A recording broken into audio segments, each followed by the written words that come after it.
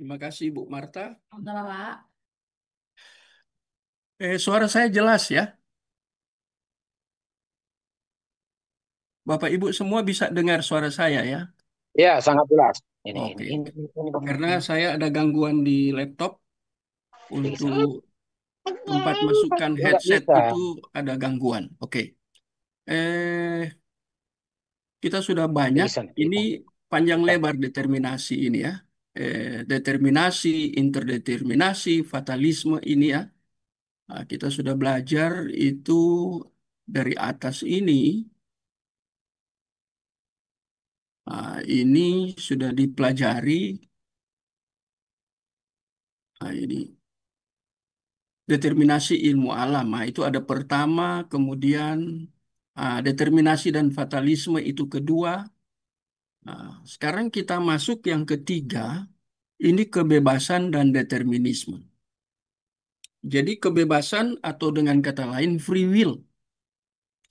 Kemudian dan determinis minas determinas determinis ini ya atau determinasis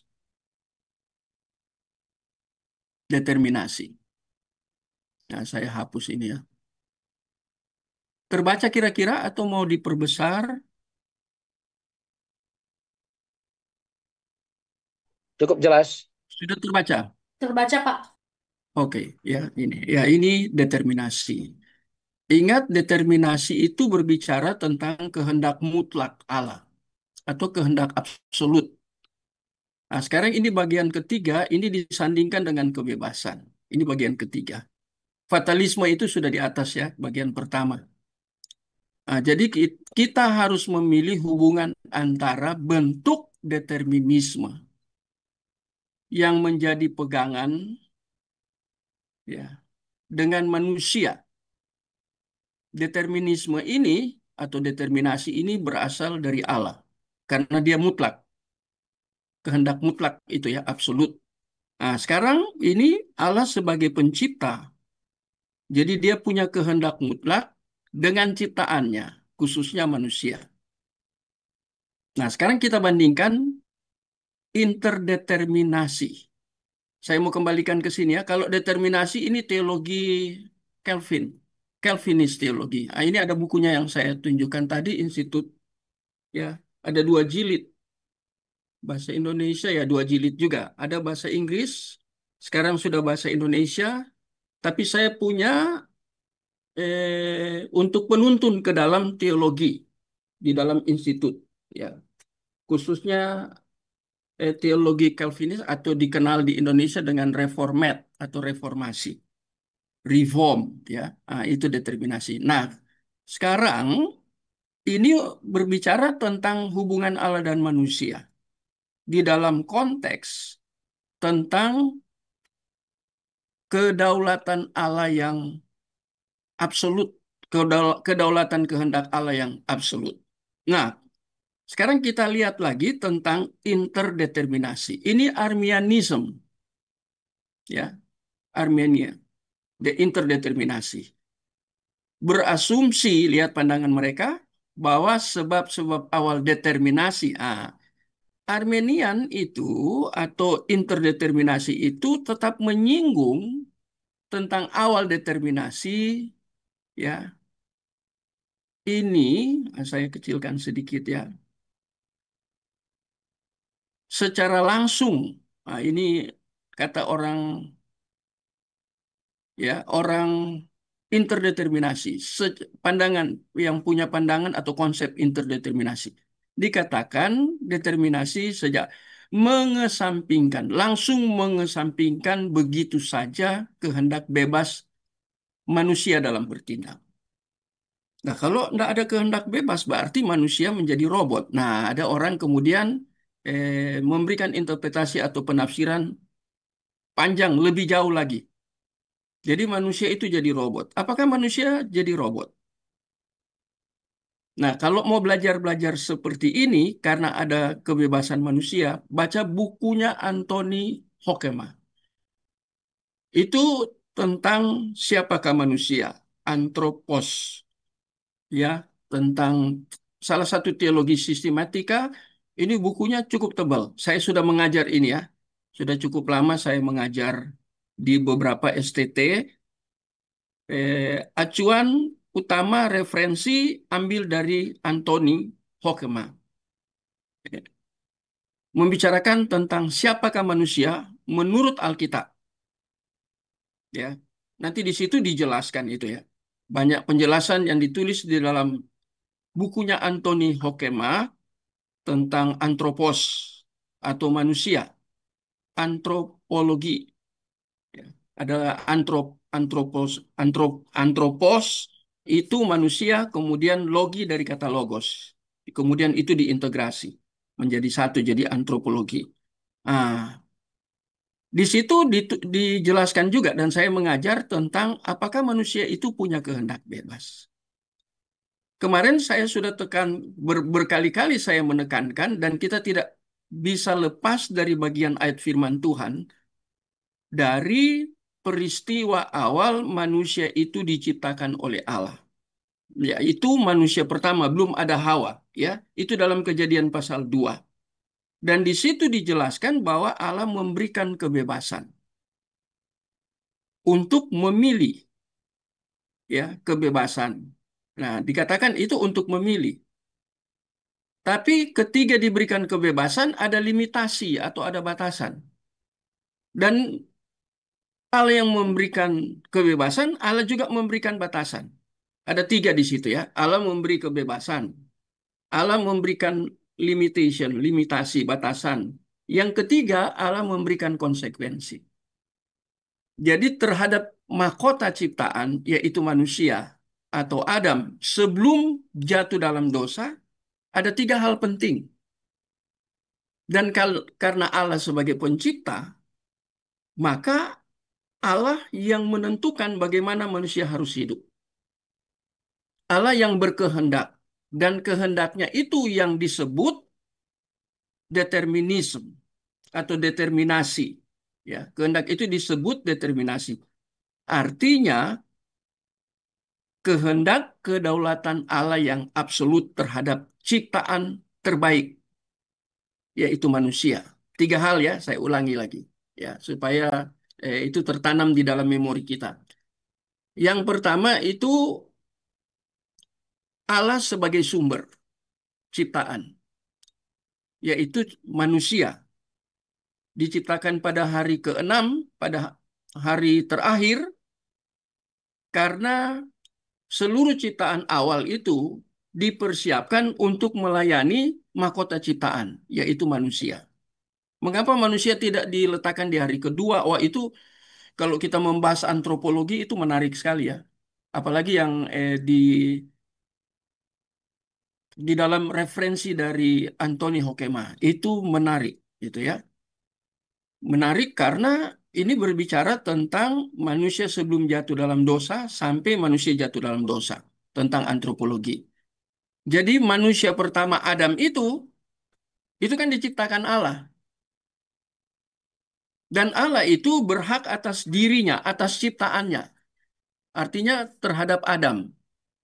Allah punya otoritas. Allah punya kedaulatan terhadap dia. Waktu itu kan di Taman Eden, kita sudah tahu peristiwa di dalam Kejadian pasal 2, itu Allah memberi kebebasan. Ada tiga hal tadi saya katakan. Yang kedua, Allah memberikan batasan atau limitasi.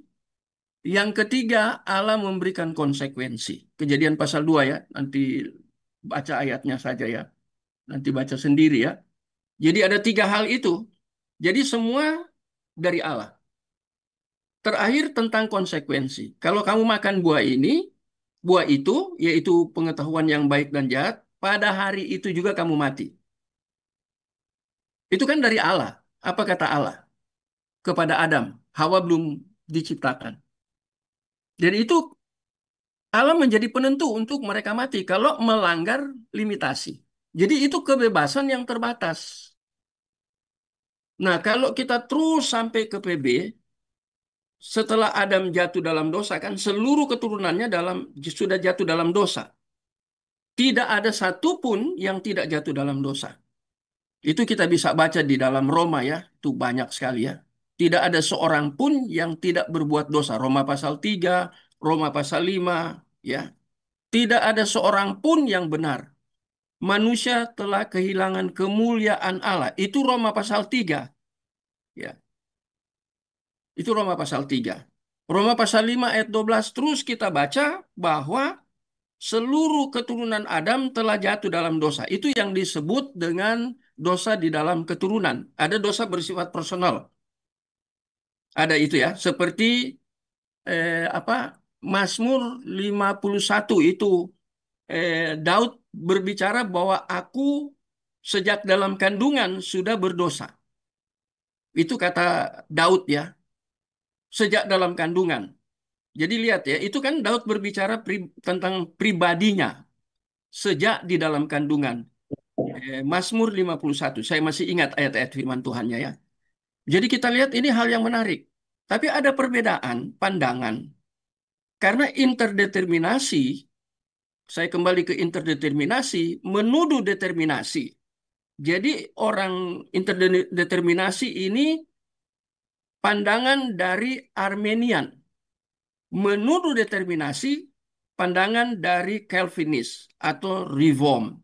Bahwa sejak awal determinasi secara langsung mengesampingkan kehendak bebas manusia dalam bertindak. Nah, tadi saya sudah jelaskan ya. Kejadian pasal 2. Allah berkehendak mutlak. Kemudian setelah di dalam PB Yesus mengajarkan tentang seluruh manusia telah diperbudak oleh dosa. Nah, saya ingatkan ya, kembali ada dua hal kalau bicara dosa ya. Ada dosa yang keturunan seluruh manusia. Ada yang bersifat personal, pribadi. Tadi saya sudah jelaskan Mazmur 51 ya, bisa cari ayatnya. Jadi ada dua hal di sini ya tentang dosa. Kalau kita bicara tentang antropologi dan hamartologi, wah itu tambah menarik. Ya, hamartologi kan berbicara tentang dosa. Kalau orang tanya adakah manusia berdosa? Tidak berdosa, tidak ada. Manusia yang tidak berdosa hanya satu-satunya, yaitu manusia yang berinkarnasi. Siapa yang berinkarnasi? Yesus itu yang berinkarnasi. Itu di dalam 1 Korintus pasal 15 itu disebut Adam akhir atau Adam kedua. Terkait dengan soter. Soter itu artinya penebusan. Jadi kita sudah lihat itu ya. Jadi Yesus datang di dalam kemanusiaan. Ya, itu banyak ayatnya ya. Yohanes 1 ayat 14. Kemudian covenant, bukan covenant ya. Kenosis teologi di dalam Filipi pasal 2 itu. Itu kenosis teologi. Itu juga harus dipelajari. Ya, tentang dia mengosongkan diri. Mengambil rupa manusia. Ya, morphe anthropos. Nah, itu ya mengambil rupa manusia. Karena mau tebus manusia. Itu hamartologi. Nah, jadi apakah manusia bebas? Apalagi setelah manusia jatuh dalam dosa, Adam pertama jatuh dalam dosa. Adakah manusia bebas? Yesus mengajar. Ajaran Yesus ini secara langsung. Bahwa semua telah dibelenggu. Kata yang muncul dibelenggu di situ, doulos, hamartia, dibelenggu oleh dosa. Terjemahan bahasa Indonesia, dibelenggu. Dari bahasa Yunani, doulos. Doulos hamartia, dibelenggu oleh dosa. Siapa yang bisa memerdekakan? Manusia yang Yesus yang berinkarnasi, hanya dia yang bisa bebaskan. Jadi kalau dia orang yang tidak percaya kepada Yesus, adakah mereka bebas dari dosa? Enggak, dosa Adam masih ada dalam dirinya. Dosa pribadi dia juga ada dalam dirinya. Enggak ada bebas manusia. Di luar Yesus tidak ada kebebasan. Yang memberi kebebasan memerdekakan. Itu hanya siapa? Hanya Yesus. Jadi di luar Yesus siapapun di bawah kolong langit ini yang pernah lahir dan yang akan lahir di bawah kolong langit. Tidak ada yang disebut dengan free will. Nggak ada. Sudah terikat. Dibelenggu oleh dosa itu ajaran di dalam Injil Yohanes kan. Yang bisa memerdekakan hanya Yesus. Jadi yang tidak percaya kepada Yesus, semua dosa Adam. Punya dosa di dalam kehidupan pribadi. Nggak tahu malam ini Kria hadir ya. Kria ya dia tinggal di Ambon, memang dia mahasiswa saya dulu. Sudah lulus S1 ya. Dia sempat WA saya tanya tentang apakah orang Kristen bisa berdosa? Apa perbedaan orang yang di luar Kristen berdosa? Tadi saya sudah katakan semua manusia sudah diperbudak dengan orang Kristen yang sudah ditebus masih bisa berdosa. Apa bedanya? Itu menarik. Ya. Jadi tidak ada kebebasan, tapi kita di dalam Kristus sudah dibebaskan, dimerdekakan oleh siapa? Oleh Yesus. Kapan dimerdekakan? Ada yang bisa jawab kapan kita dimerdekakan? 2000 tahun yang lalu, ketika Yesus di atas kayu salib, ada satu kata di antara 7 perkataan di atas kayu salib, sudah selesai. Finishing. Artinya sudah tuntas karya penebusan dia. Jadi kita kapan ditebus? Pak Erwin kapan ditebus? Pak Anton kapan ditebus? Bu Marta kapan ditebus? Bu apa? Pak Imer kapan ditebus? 2000 tahun yang lalu ketika Yesus berinkarnasi sudah selesai. Itu sudah selesai dalam pengertian apa? Law, nomos, hukum spiritual.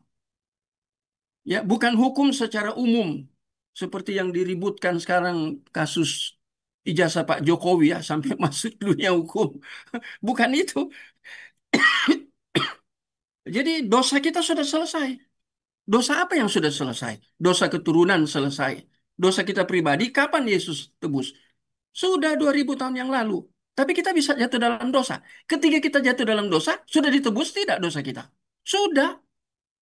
Yesus tidak perlu turun lagi berinkarnasi untuk menebus. Kan sudah ditebus.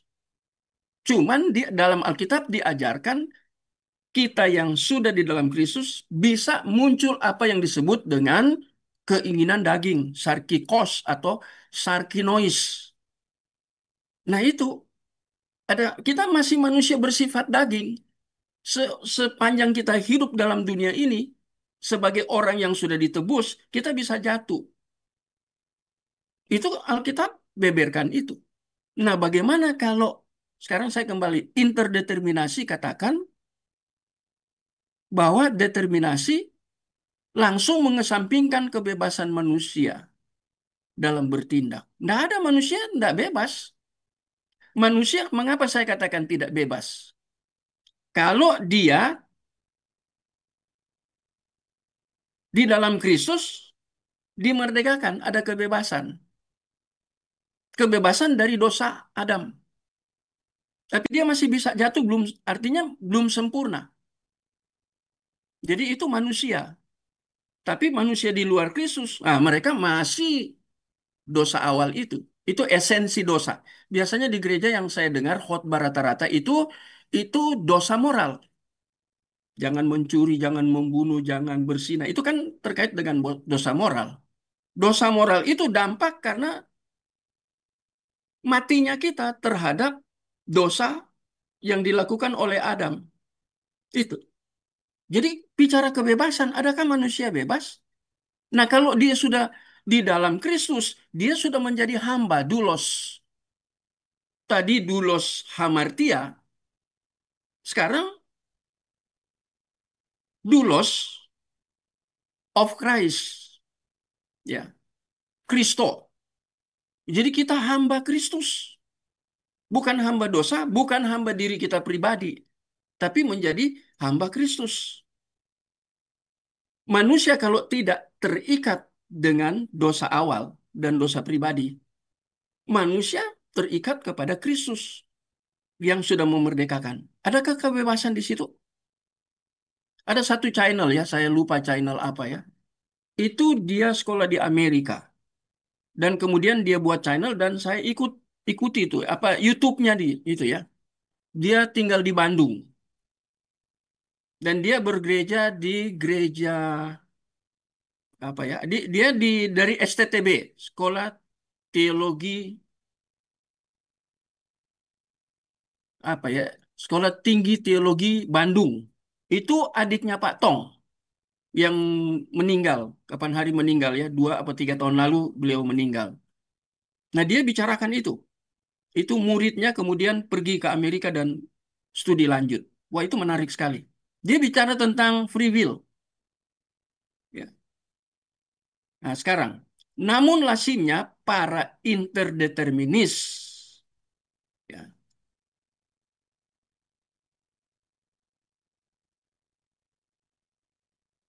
berpikir berpikir tentang apa ini? Saya kecilkan dulu ya. Oh, oh,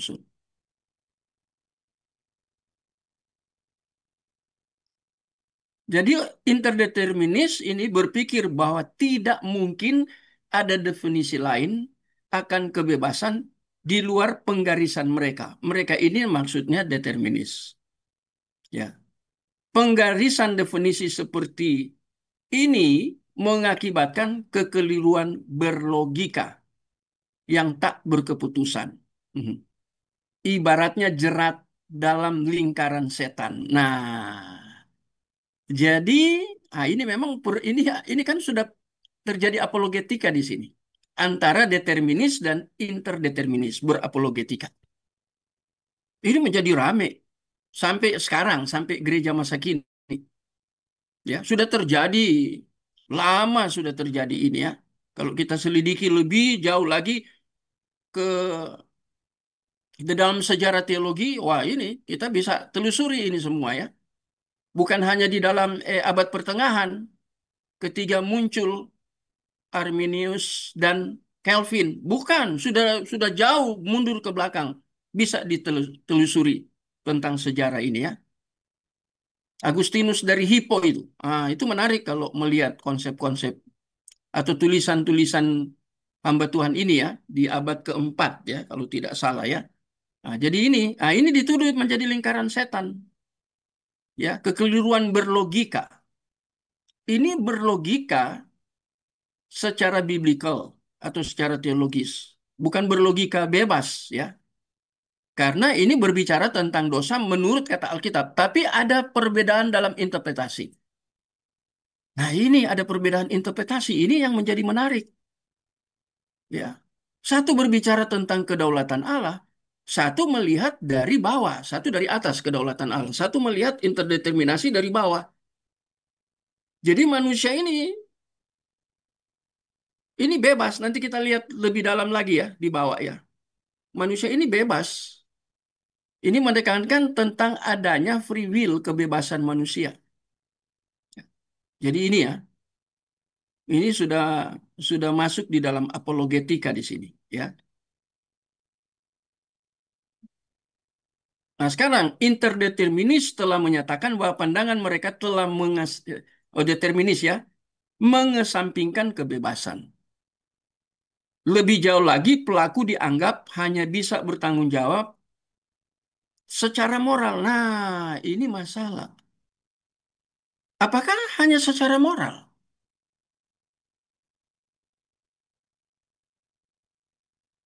Kalau saya kebetulan menulis disertasi saya ya, sudah diuji ya oleh 2 profesor dan ada 2 lagi doktor teologi. Jadi 4 penguji. Eh, di sini Pak Anton kenal Cik Mary ya, atau saya sering panggil Bu Mary lah. Kami satu angkatan. Dan kami dua-dua diuji oleh 2 profesor itu dan 2 doktor. Bu Mary temanya sulit. Sehingga kalau orang memang tidak belajar itu akan sulit menangkap apa yang Bu Mary presentasikan waktu maju di dalam menjelaskan tentang disertasinya. Nah, saya maju, saya membicarakan ini tentang moral, ya. Dan dasar yang saya ambil itu dari Esra pasal 7 ayat 10. Esra itu seorang ahli kitab pada zaman dia. Mengapa? Karena Esra bertekad untuk studi tentang Taurat. Waktu zaman Esra kan masih Torah atau Taurat. Itu zaman dia. Kemudian baru yang kedua dia melakukan. Artinya tindakan moralnya itu berdasarkan tindakan apa? Pembelajaran firman Tuhan di dalam konteks Esra. Karena dia anak Tuhan pada zaman itu, maka dia menjadi seorang ahli kitab. Esra 7 ayat 10 bisa baca. Itu tema desertasi saya itu. Cuman memang waktu saya maju presentasi banyak sekali bahasa bahasa Ibraninya karena dari PL, dan bahasa filsafat banyak. Itu mabuk tuh dua profesor. Desembernya saya sudah diminta satu profesor, Pak Moses tolong berikan nomor HP Bapak ya. Karena Bapak saya mau undang untuk Natal di Palangkaraya. Beliau itu prof di Palangkaraya dia tinggal. Dia nguji saya, desertasi saya. Dia bilang, waktu saya maju sama Bu Mary, hampir tidak ada pertanyaan. Sampai teman-teman lain yang ikut di belakang, yang dokter lain yang sudah, saya paling terakhir, Bu Mary kedua terakhir. Dokter-dokter itu katakan, berdua ini ketiga maju presentasi desertasi, hanya tidak ada pertanyaan dari penguji, hanya hal-hal teknis, bukan hal-hal yang teresensi, khususnya teologi, karena terlalu berat. Sehingga Bapak dan Bu Mary ini mengajar para penguji. Ya, itu kan kata mereka. Saya terserah mereka. Tapi buktinya memang seperti itu. Ini hanya intermezzo saja ya. Tapi kita lihat ini dua pandangan yang sampai hari ini terus diperdebatkan. Ya, jadi dikatakan telah mengesampingkan kebebasan. Ada kebebasan, tapi kebebasan yang bagaimana? Kebebasan itu diberikan oleh Allah sebelum manusia jatuh dalam dosa. Dan yang kedua, setelah manusia jatuh dalam dosa, siapa yang bisa bebaskan manusia? Hanya Yesus memerdekakan dari hamba dosa. Dari Allah juga, melalui pribadi yang kedua di dalam perjanjian baru. Jadi pusat kebebasan itu berasal dari Allah sebelum jatuh dalam dosa. Setelah jatuh dalam dosa, pusat kebebasan itu berasal dari Allah. Ya, ini baru satu slide ya.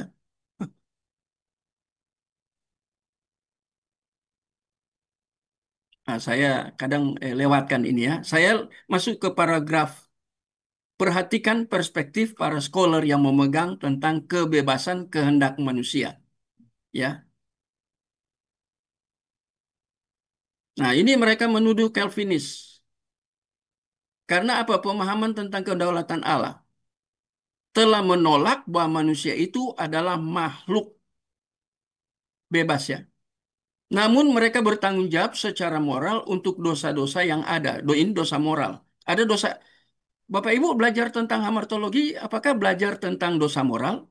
Dosa moral ini akibat dari esensi dosa. Apa itu esensi dosa? Melanggar hukum Allah.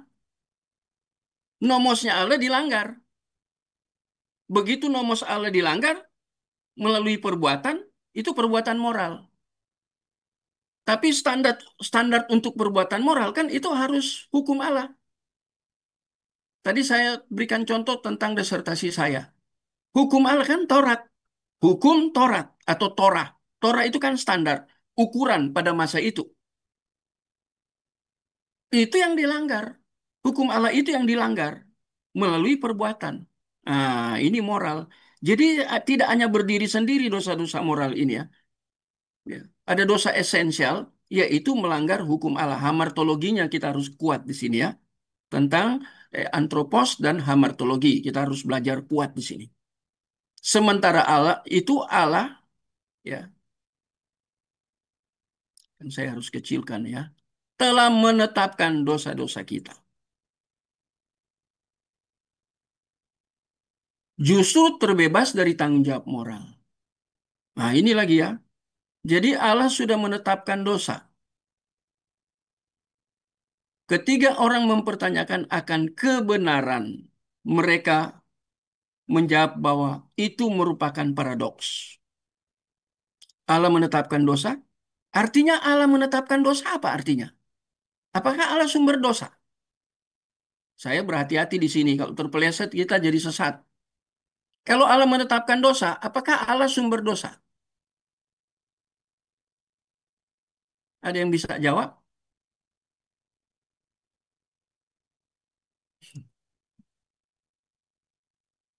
Sudah belajar tentang the attributes of God.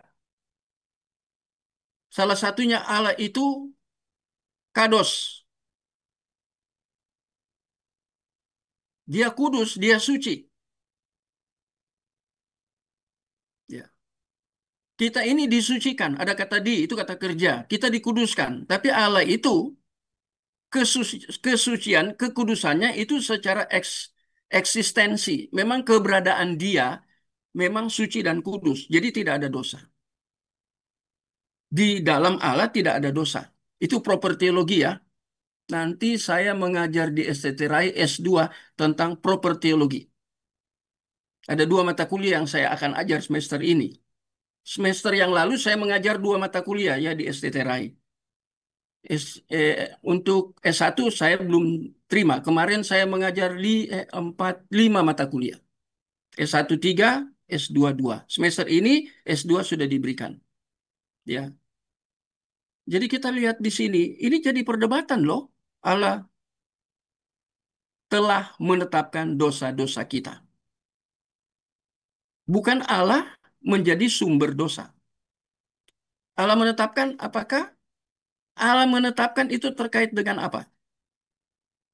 Dia menciptakan dia sebagai Allah, dia punya atribut yang saya katakan itu tadi apa? Prapengetahuan Allah. Jadi sebelum dia ciptakan, apakah dia sudah tahu bahwa manusia akan jatuh dalam dosa?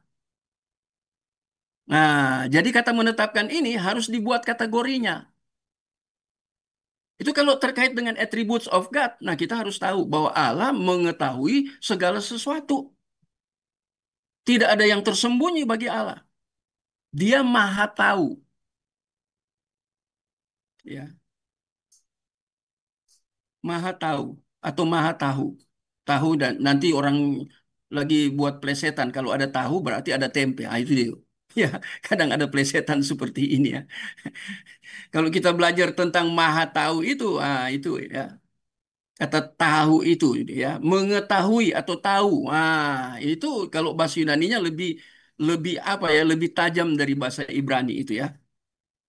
Saya sering mengajar seperti itu ya. Nanti sebentar kita lihat tuh banyak ayat bagian-bagian itu eh, membuat perbedaan antara apa kehendak Allah dan keputusan Allah itu ya.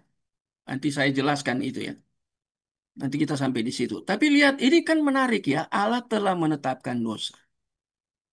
Ini kalau kita salah paham tentang ini jadi bahaya. Jadi ini dari interdeterminasi katakan, kalau Allah sudah menetapkan, karena segala sesuatu ditetapkan, sudah menetapkan dosa, tapi mereka tidak menjelaskan menetapkan dosa dalam pengertian apa. Nanti kita lebih dalam mendalami ini menetapkan dosa, ini di dalam the providence of God. Itu menarik nanti, ya.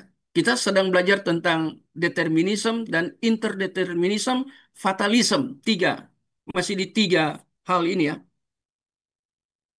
Nanti kalau kita belajar ini tentang penetapan ini, kita akan belajar di the providence of God. Segala sesuatu ditetapkan oleh Allah.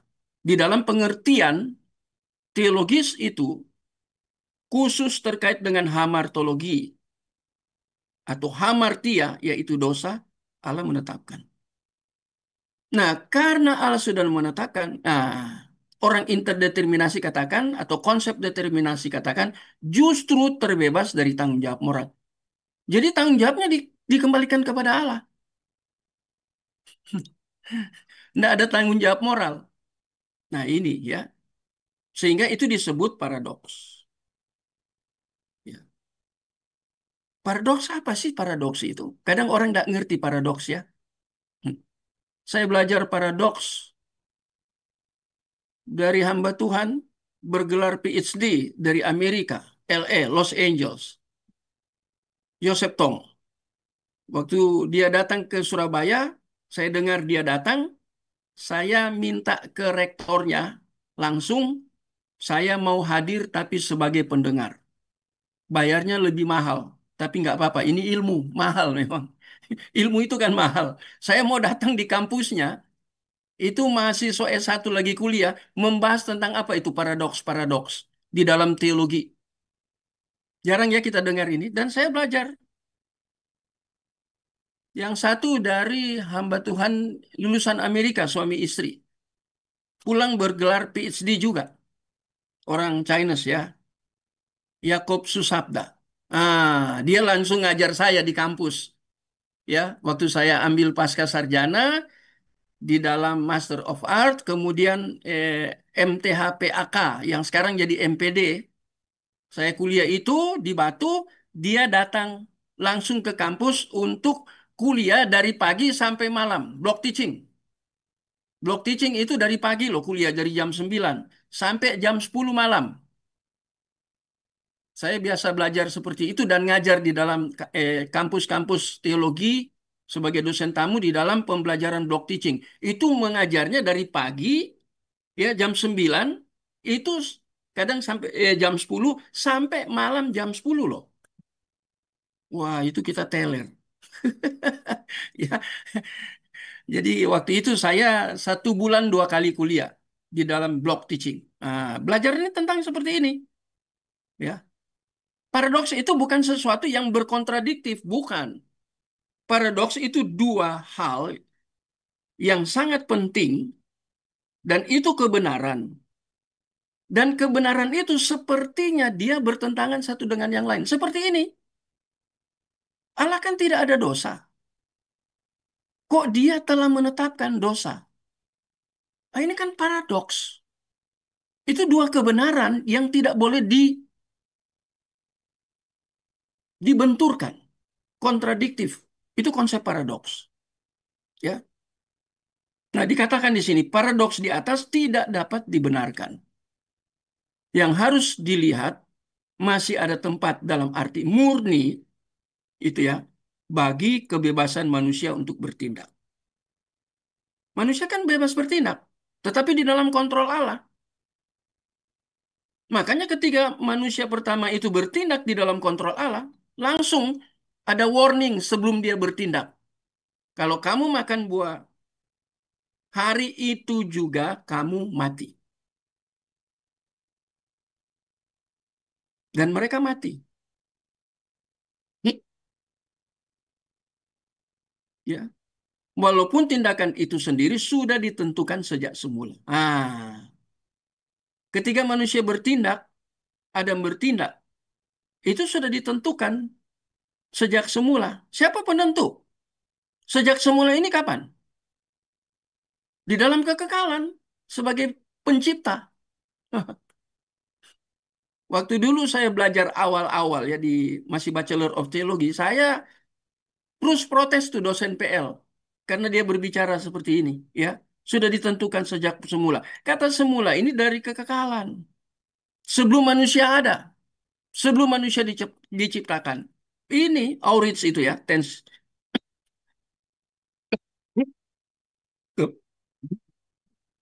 Tense-nya itu Aurits ya. Ya, jadi itu masa lampau, tetapi terkait dengan Allah itu dalam kekekalan.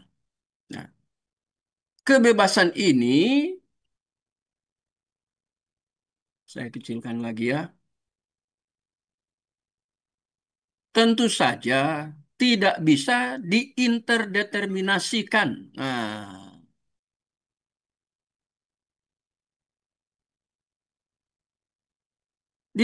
diinterdeterminasikan kebebasan manusia, mengapa tidak bisa diinterdeterminasikan? Tadi saya sudah katakan di awal, Allah yang memberi kebebasan, Allah memberi batasan, Allah memberikan konsekuensi. Mau lari kemana manusia? Ada yang bebas dari Allah, dari pencipta? Nggak bisa. Tidak bisa. Ya. Jadi lihat ini ya, kebebasan ini ya, tidak bisa diinterdeterminasikan. Ya. Artinya kita mau bebas dari Allah, nggak bisa.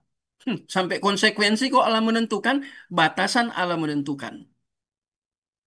Konsekuensinya, Allah yang tentukan konsekuensi apa. Mati itu konsekuensi. Bukan manusia yang menentukan, Allah yang menentukan.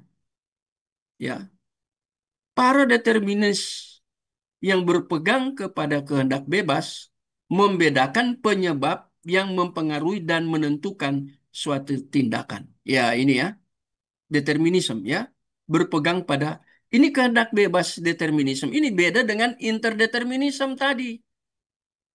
Maksudnya kebebasan, ini kehendak bebas. Itu di dalam kontrol Allah. Halo, sudah 2 slide ini. Ini cara berpikir seperti ini repot ya. Karena mengapa saya katakan repot? Ini tidak disentuh-sentuh di dalam gereja. Yang pertama itu. Yang kedua, di dalam sekolah teologi mungkin ini tidak pernah disentuh ini. Dosen yang mengajar tidak menyentuh sampai ke sini. Ya, apa kok konsep tentang free will antara interdeterminasi dengan determinasi? Apa perbedaannya? Saya tambah lagi fatalism. Apa perbedaannya? Wah, itu menarik. Ya, kita sedang mempelajari hal yang menarik ini, yang jarang sekali dijelaskan. Nanti kita masuk lagi di dalam The Providence of God. Wah, itu juga menarik. Itu juga jarang diajarkan. Ya, membedakan penyebab yang mempengaruhi dan menentukan suatu tindakan. Siapa ya membedakan penyebab? Siapa penyebab? Kalau kita lihat Adam, ya, kejatuhan manusia setelah Hawa ada. Yang digodakan bukan Adam, Hawa ya. Itu menarik juga kalau itu diberikan interpretasi yang biblikal, itu menarik. Pertanyaannya, mengapa bukan Adam yang digoda? Kok Hawa yang digoda ya? Bukan Adam. Ya. Dan mengapa waktu Tuhan setelah mereka dua jatuh dalam dosa, mengapa Allah ketiga berjalan, disebut berjalan ya? Allah itu roh, kita harus ngerti itu ya. Sebelum Yesus berinkarnasi, Allah itu roh ya. Metafisis, belajar di metafisis. Yang terkait dengan belajar di metafisis tentang non-fisik. Yang terkait dengan proper teologi tentang Allah. Ya, Allah itu roh. Yesus sebelum berinkarnasi kan dia roh. Ya. Pribadi yang ketiga di dalam metafisis. Nah, kita harus belajar itu. Ya, penyebab yang mempengaruhi dan menentukan suatu tindakan. Oke, ini panjang lebar ya. Di satu sisi ada sebab-sebab tertentu yang mendesak seseorang untuk bertindak melawan kehendak di dalam diri. Di sisi lain ada juga sebab-sebab lain yang tidak bersifat mendesak. Nah, ini ya. Ini perlawanan. Ini kata bahasa Yunani, saya sudah pernah seminar di Bogor tentang sesuatu yang berkontradiksi dalam diri manusia. Dan itu ada dalam teologi Paulus di dalam Roma. Ya, kata agon atau agonisomai. Kalau mau cari referensinya, cari J. Knox Chamberlain. Dia menjelaskan tentang pergumulan atau konflik, ya, atau apa ya, apa hal yang di dalam diri berkontradiktif. Itu dari bahasa Yunani agon dan agonisomai. Satu kata benda, satu kata kerja, ya. Ya. Bertindak melawan kehendak di dalam diri di sisi lain. Ada juga sebab-sebab lain yang tidak bersifat mendesak. Menarik sekali ya, kalau saya selalu kembali ketika manusia sudah jatuh dalam dosa. Ketika manusia belum jatuh dalam dosa, masih belum ada dosa, yaitu Adam dan Hawa. Kalau kita lihat di sini. Adam sudah tahu kehendak Bapa, kehendak Allah, tidak boleh kamu makan buah itu. Kemudian Hawa tergoda. Hawa datang menggoda Adam lagi, menawarkan buah. Dan Adam kemudian mengambil keputusan. Waktu dia mengambil keputusan, apakah ada pergumulan dalam dirinya? Itu menarik ya. Adakah pergumulan dalam diri Adam karena dia penerima mandat awal, ya, yaitu tidak boleh makan. Nah, ini kan itu pergumulan. Sekarang Hawa itu menawarkan dia makan. Itu ada pergumulan seperti itu. Ya, bertindak melawan. Dia dengan rela makan.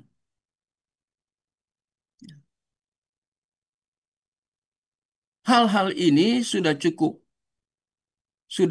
ya, menghasilkan suatu tindakan, namun sama sekali tidak memaksa seseorang untuk melawan kehendaknya. Nah, ini Mak, berbicara tentang kehendak ya.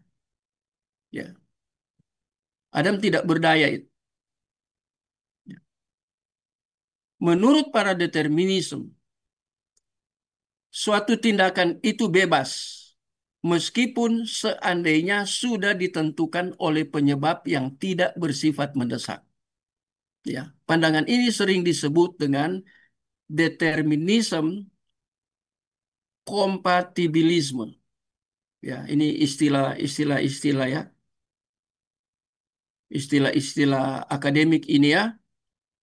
Apa itu kontabilisme itu apa kontabilisme? Ada yang tahu? Itu berbicara tentang dua hal yang mempengaruhi, ya, minimal dua hal yang mempengaruhi. Itu kontabilisme. Sebab kebebasan manusia dalam bertindak secara murni dipandang sebagai suatu keselarasan kondisi-kondisi yang memadai, yang tidak memaksa si pelaku untuk mencondongkan diri sedemikian rupa ke arah tertentu. Nah, ini paragraf ini menarik ya. Ini berbicara tentang agon, ya. Karena waktu itu di dalam konteks manusia belum jatuh dalam dosa, ya, ada dua pengaruh. Satu dari Allah, satu dari ular, ya, yaitu malaikat yang jatuh. Nah, kalau kita kaitkan dengan malaikat yang jatuh, ya, itu dari Wahyu pasal berapa ya? Wahyu pasal 14 Wahyu pasal 9 ya. Yang diusir, saya lihat ya, itu ada dua kata yang muncul di situ ya. Wah, Wahyu pasal berapa itu?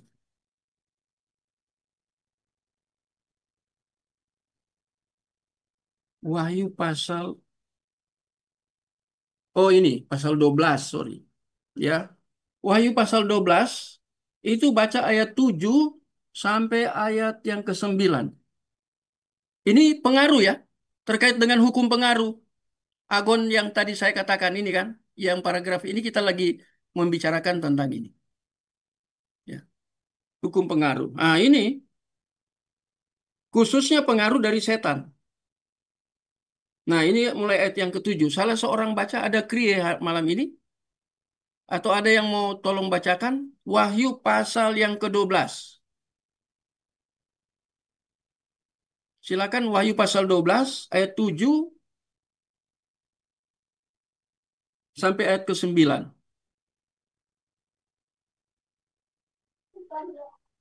Terima kasih. Wahyu pasal 12 ayat 7 sampai 9. Perikopnya naga dikalahkan. Maka timbullah peperangan di sorga. Mikael dan malaikat-malaikatnya berperang melawan naga itu. Dan naga itu dibantu oleh malaikat-malaikatnya. Tetapi mereka tidak dapat bertahan. Mereka tidak mendapat tempat lagi di sorga. Dan naga besar itu, si ular tua, yang disebut iblis atau satan, yang menyesatkan seluruh dunia, dilemparkan ke bawah. Ia dilemparkan ke bumi bersama-sama dengan malaikat-malaikatnya. Terima Amin. kasih Pak Imer. Ini hamba Tuhan senior loh yang baca. Kadang saya sungkan kalau ya bukan Enggak mau ada. tidak sungkan ke hamba Tuhan muda, bukan bukan itu artinya ya. Nah, kita ini melihat di sini mengapa ular itu muncul di Taman Eden. Ini sejarahnya justru disingkapkan di dalam Wahyu ini. Ada kata yang penting di sini ya, di sorga itu. Mereka tidak mendapat tempat di sorga lagi. Nah, itu ya, ayat yang ke-8 ya. Yang di sorga waktu manusia belum diciptakan, siapa yang di sorga? Allah kan? Tritunggal. Selain Allah itu siapa? Para malaikat. Itu para malaikat yang ada di sorga kan? Nah, jadi yang memberontak itu malaikat dipimpin oleh Lucy itu. Ya. Nah, naga besar ini si ular tua yang disebut iblis. Kata iblis dengan Satan itu dua hal berbeda loh. Tapi satu kata sifat, satu kata benda. Kalau iblis itu kata sifat, adjektif dalam bahasa Yunani. Kalau Satan itu noun. Allah itu kan noun. Ya, kalau kita belajar proper teologi dari aspek bahasa Yunani kan. Jadi lihat itu Satan itu noun, ya, kata benda. Iblis itu sifat. Jadi iblis Satan itu punya sifat dia bolos. Dari kata dia bolos ya, penipu, pendusta, pendakwa, itu iblis dia bolos. Nah, sekarang setelah mereka kalah, kita lihat ya, yang mereka itu menyesatkan seluruh dunia, seluruh dunia, kosmos. Harus belajar kosmologi atau kosmogoni ya, dilemparkan ke bawah di mana? Dilemparkan ke bumi. Tadi dia di sorga, kemudian memberontak, terjadi peperangan, dilemparkan ke bumi, ya, menyesatkan seluruh dunia. Ini pekerjaan iblis ya, menyesatkan seluruh dunia. Itu heresi itu. Kalau kita belajar bidah atau bidat kan ini heresi. Bersama-sama dengan malaikat-malaikatnya. Iblis hanya satu, malaikat-malaikatnya banyak. Yang diseret oleh iblis ini. Satan ya, Satan pribadi. Tapi iblis itu sifat. Nah, dia datang menyesatkan. Kapan dia sesatkan? Ya itu pada manusia pertama kejadian pasal 3. Hawa disesatkan. Ya, ini menarik. Ya. Jadi ada kehadiran Allah di Taman Getsemani, Getsemani, sorry, Eden, ada kehadiran setan. Itu kalau kita belajar dunia metafisika, kita belajar itu, ya, atau metafisika, kita belajar itu, ya, dunia roh, malaikat, ya. Tapi saya hati-hati kalau katakan malaikat, karena juga di dalam setiap wahyu, di dalam wahyu ada 7 jemaat di wahyu itu kepada malaikat di Sardis. Nah, siapa itu malaikat di Sardis? Hati-hati, jangan kemudian muncul kata malaikat, kemudian itu digeneralisasi. Pengertiannya beda itu ya. Ada Mikael di situ, kemudian ada malaikat yang diusir, dilempar ke bumi. Nah, Satan, ular naga, dan malaikat-malaikat. Ya, jadi ini menarik nih ya. Kalau kita lihat ya, ini determinasi, interdeterminasi, ini perdebatan sepanjang zaman sampai hari ini. Saya tidak tahu kapan selesainya, ya. Jadi ini yang kita pelajari ya. Malam hari ini mudah-mudahan kita dapat mempelajari sampai halaman 50 lebih ya. Kadang saya loncat aja ya, karena kita waktunya terbatas ya, hanya 2 jam. Kalau saya ngajar di S2 kan 3 jam biasanya. Ya, ada break, mereka minta break. Ya. Sekarang kita lihat ini. Ini yang kedua aja. Ini. Semua nampak cukup rumit, walaupun sebenarnya tidak terlalu rumit. Satu ilustrasi sederhana akan ini ya, nanti kita lihat ilustrasi ini ya. Jadi ini tentang konsep determinasi dan interdeterminasi. Ini rumit, nggak gampang. Satu melihat dari atas, satu dari bawah. Melihat dari atas kedaulatan, ya, itu ketetapan Allah yang mutlak absolut dan kehendak bebas manusia, interdeterminasi. Ya, menarik ini. Nah, sekarang itu makanya disebut runik. Tapi tidak terlalu rumit kalau dipelajari. Ini ada beberapa hal yang kita lihat, ya. Katakan saja seorang memutuskan bahwa satu siswa harus meninggalkan ruang ruang kelas. Untuk itu ada tiga cara yang mungkin digunakan. Pertama, ini hanya ilustrasi aja ya. Ini ada pemaksaan, ini ekstrim. Tinggalkan ruang ruang kelas, itu ekstrim ya. Yang kedua, saya loncat aja ini ya, karena ini hanya apa? Ilustrasi ya, maksa. Yang kedua, ini menggunakan kehendak, ya. Tapi kehendak di bawah tekanan atau paksaan. Sehingga walaupun ia melakukan tindakan, namun bukan tindakan bebas. Karena kehendak itu di bawah tekanan atau paksaan. Ya, yang pertama lihat, ini paksaan. Ini ekstrim ya, contoh ekstrim paksaan. Yang bagian ketiga, yang terakhir. Ini tidak mau meninggalkan ruang kelas. Ya, hanya dengan menjela- menjelaskan ya, mengapa ia harus lebih baik berada di dalam kelas. Ini ilustrasi ya. Jadi ini keputusan dia sendiri. Kehendak bebas ini.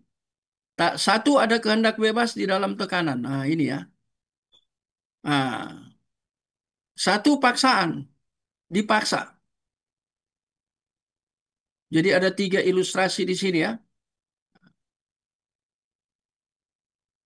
Sekarang gagasan kebebasan. Nah, interdeterminasi dan determinasi. Ini bisa diaplikasikan secara mudah terhadap relasi antara kedaulatan Allah dengan kehendak bebas manusia. Kehendak manusia ya. Allah berdaulat menetapkan apapun, tetapi manusia juga bertindak bebas di dalam arti itu tadi ya, kompabilisme. Ya, tadi istilah ya, kompatibilistis. Ya, itu kebebasan di dalam arti ini ya.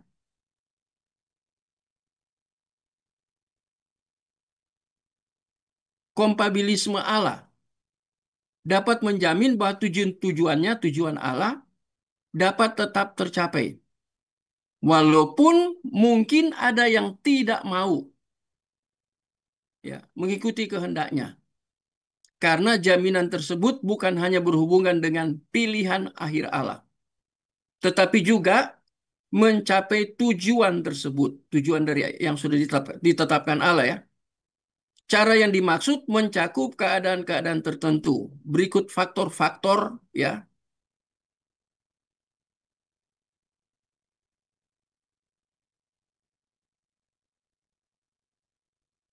faktor-faktor penunjang serta dapat meyakinkan ya yang bersangkutan, bukan memaksakan. Apakah Allah sering memaksakan?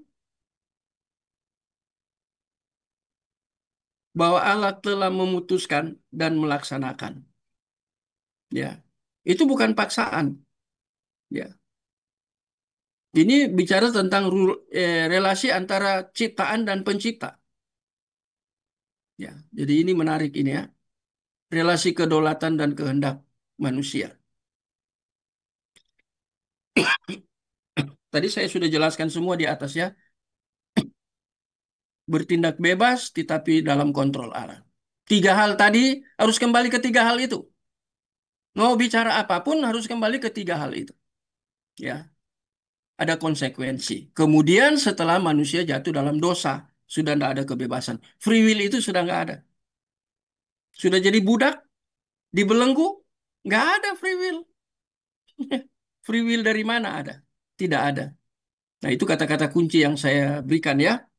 Nah, sekarang sampai di sini ada pertanyaan. Kalau tidak ada pertanyaan, saya lanjut ke sini. Izin bertanya, Pak dosen. Mari Pak Erwin. Ya, senang bisa ketemu Pak dosen lagi nih Pak. Ya, puji Tuhan. Pak, ini saya ada beberapa pertanyaan, sebenarnya banyak Pak. Cuma dari Bapak tadi bicarakan ya, cuma saya coba tanyakan yang saya ingat-ingat saja Pak. Oke, Pertama, oke. saya bukan bertanya, tetapi saya mau berpendapat Pak. Seperti Aha. yang pernah saya sampaikan sebelum-sebelumnya bahwa saya itu tidak setuju dengan yang namanya free will atau kehendak bebas. Mhm. Oke, Karena ketika ketika Tuhan mengatakan kepada Adam itu semua boleh kamu pilih makan, tetapi ada satu yang tidak boleh, nanti kamu mati. Artinya itu kan bukan memberikan kehendak bebas, tetapi saya lebih menyukainya itu adalah pilihan bebas. Karena ketika mengatakan kehendak bebas, berarti tidak ada konsekuensi di dalamnya. Namun ketika mengatakan itu adalah pilihan bebas, maka apapun kamu bebas memilih, apapun yang kamu pilih, kamu harus siap dengan konsekuensinya. Mhm. Saya saya lebih percaya yang namanya pilihan bebas dibandingkan dengan kehendak bebas. Itu sih yang saya percayai, Pak. Itu pertama. Terus kedua, tadi kan Bapak ada menyinggung masalah yang di Wahyu ketika Bapak kan sebutkan bahwa tidak apa di bawah kolong langit ini tidak ada satu nama pun yang olehnya kita dapat diselamatkan. Nah, namun ini saya sebenarnya masih ada pertanyaan karena ini juga ada bahkan dari beberapa pendeta sendiri punya pemikiran bahwa kan ada di situ disebutkan bahwa ketika itu kan dibukalah kitab kehidupan.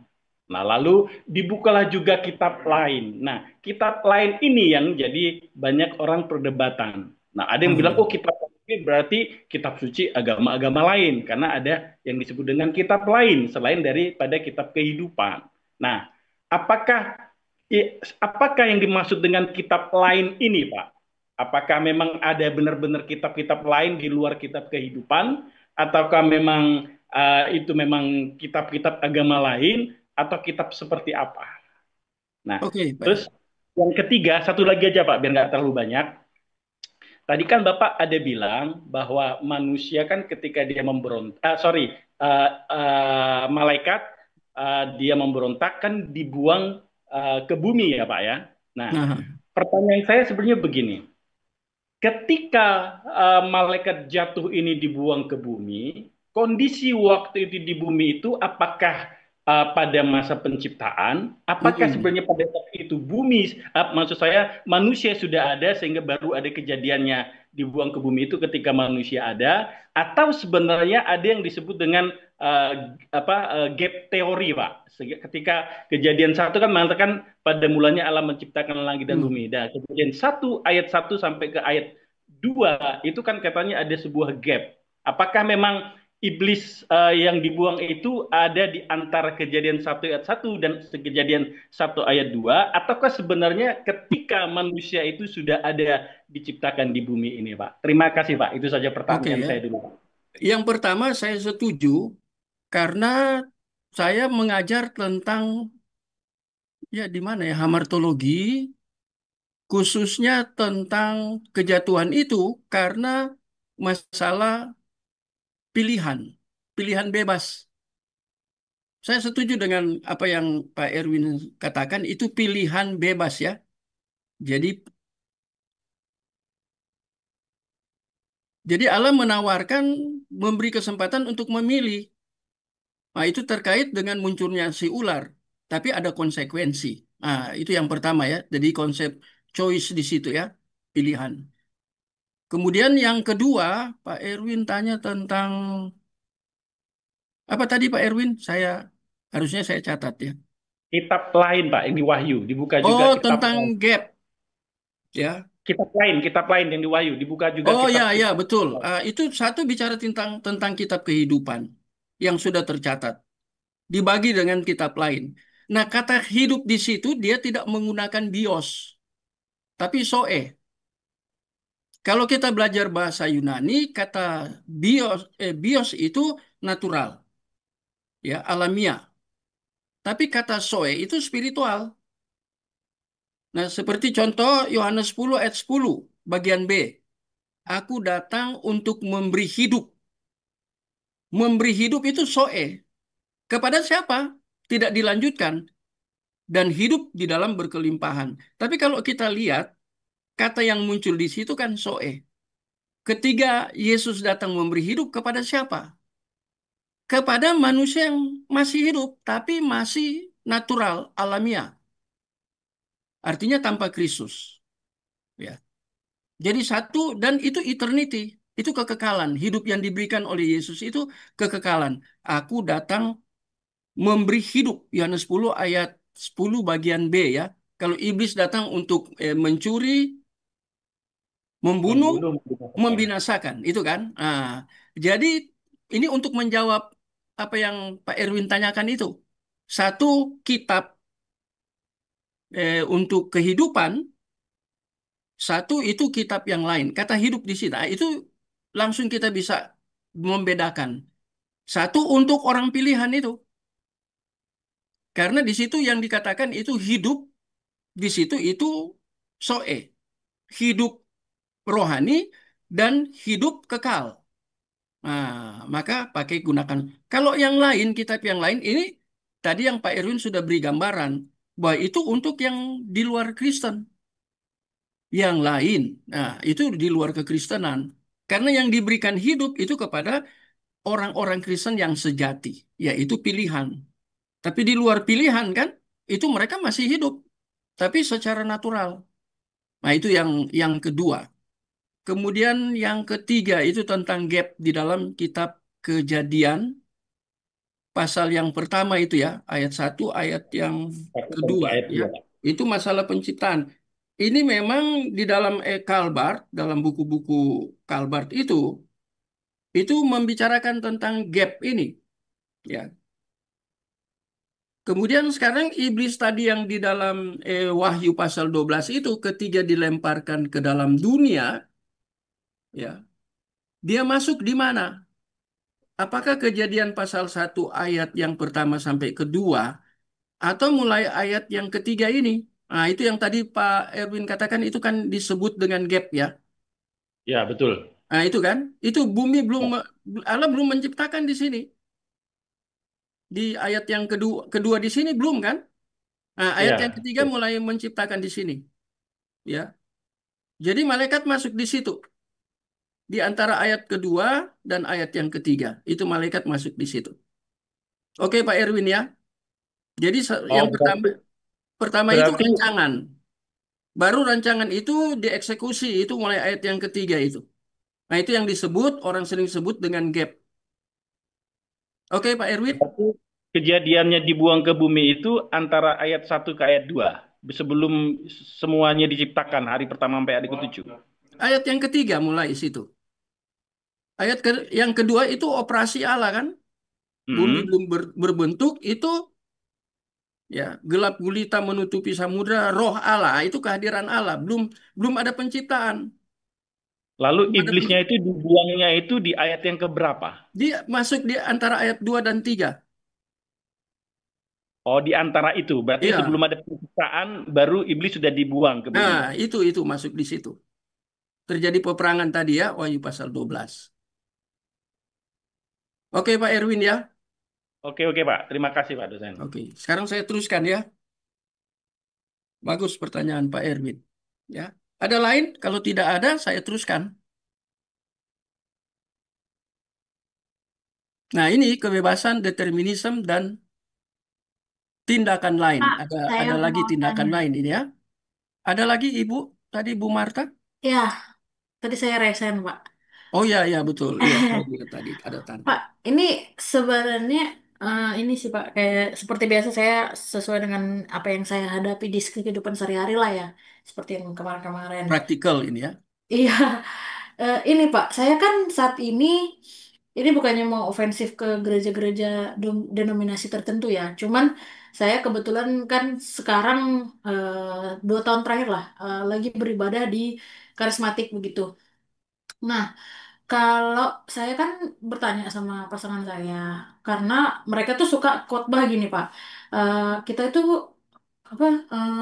Kalau misalnya, contohnya nih misalnya. Tuhan Roh Kudus itu kalau kita aktifkan dalam tanda kutip, kita itu kita bisa mengaktifkan Roh Kudus atau menolak gitu-gitu lah Pak ya. Misalnya kayak mereka itu seolah-olah self center yang kayak mereka bisa menentukan kapan harus menerima Roh Kudus, kapan harus melakukan pekerjaan-pekerjaan yang apa ya, maksudnya kayak mereka tuh seolah-olah gini Pak. Kalau saya kan percayanya Tuhan itu tuh memang sudah menentukan dari awal sampai akhir ke depannya bagaimana. Nah, eh, di gereja saya bahkan dari segi pengajarannya pun menekankan kalau eh, apa yang kita usahakan, kita lakukan hari ini tuh kita sendiri yang nentuin gitu. Jadi misalnya kalau kita dikasih dikasih karunia nih, misalnya dikasih grace gitu. Tapi kalau kita sia-siain kan bisa hilang. Keselamatan itu bisa hilang gitu. Hmm, hmm, hmm. Artian seperti saya kan banyak keberatan kan. Saya sering diskusi sama pasangan saya, lalu dia bilang eh, itu termasuknya seperti Arminianisme gitu ya Pak. Nah, masalahnya gini.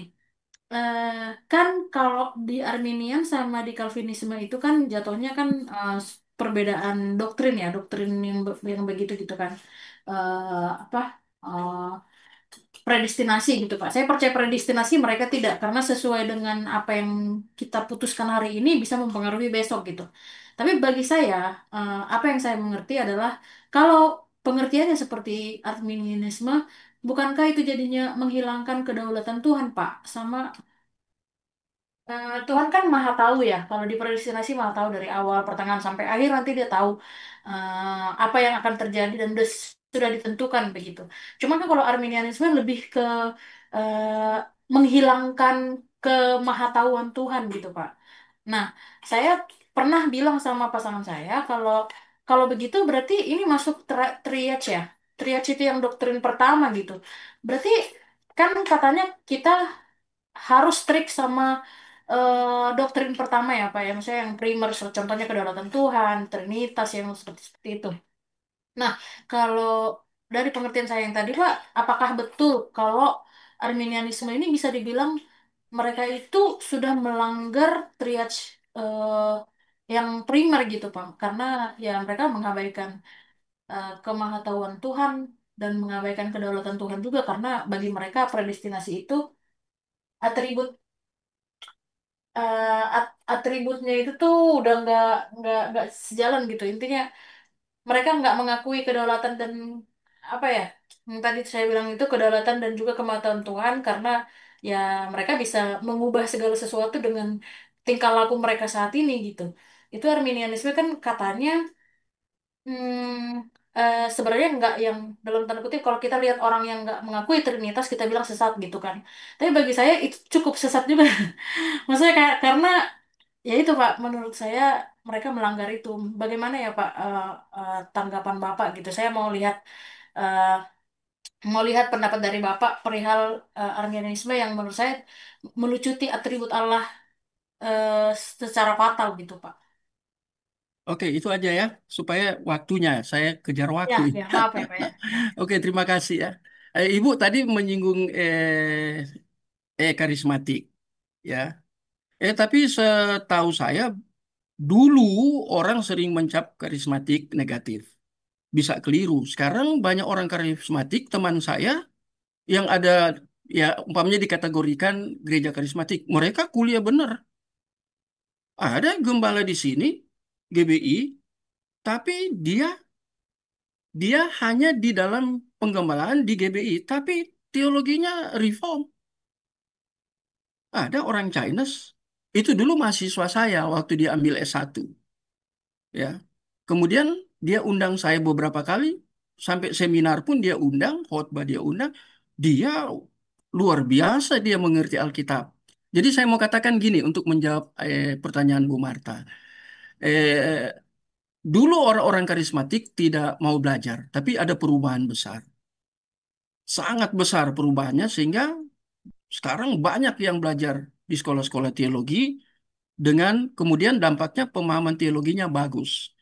Tapi ada satu buku tentang Injili. Karismatik itu kan masuk di dalam kategori Injili kalau dunia ya. Saya baca buku itu ya. Saya lupa siapa penulisnya karena saya bedah buku di kelompok eh, Riders Club Indonesia. Saya salah satu itu terdiri dari para dosen yang ada dari beberapa sekolah teologi di Indonesia. Saya mereka undang. Kemudian harus bedah satu buku dan saya bedah buku tentang eh, kaum Injili yang sudah terdistorsi. Itu judul bukunya. Saya bedah buku itu. Nah, termasuk itu yang tadi Ibu katakan, Bu Marta katakan tentang konsep Arminian yang sudah mengakar, ya, sudah mengakar.